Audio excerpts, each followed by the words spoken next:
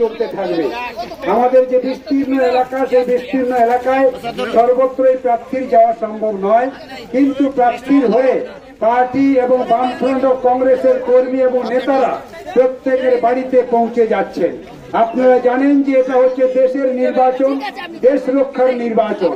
এই নির্বাচনের প্রধান ইস্যু হচ্ছে আমাদের দেশের সংবিধান রক্ষা করতে হবে, আমাদের দেশের সার্বভৌমত্ব, আমাদের দেশের ইতিহাস ভূগোল যারা পাল্টাচ্ছে তাদেরকে পরাস্ত করতে হবে।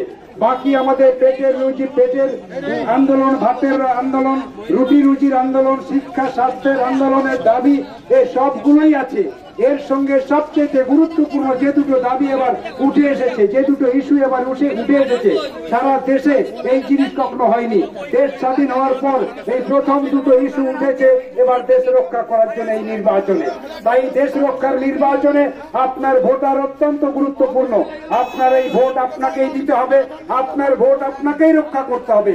আপনার সম্পত্তি আপনি যেমন বাড়িতে আগলে রাখেন, তেমনি আপনার একটা ভোট আপনাকে আগলে রাখতে হবে।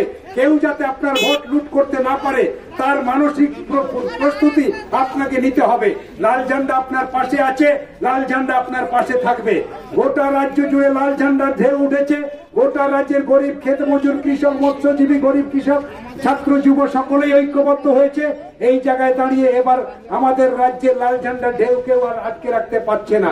আপনাদের লোকসভা কেন্দ্রে, বসিরহাট লোকসভা কেন্দ্রে এবারও লাল ঝান্ডার বিরাট উত্থান ঘটেছে বলা যেতে পারে। বিভিন্ন বিধানসভা কেন্দ্রগুলোতে লাল ঝান্ডা উঠছে পড়ছে লাল ঝান্ডার প্রার্থীর সঙ্গে।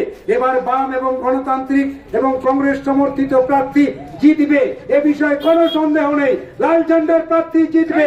গোটা রাজ্য জুড়ে লাল ঝান্ডা কেউ আর কেউ রোধ করতে পারবে না।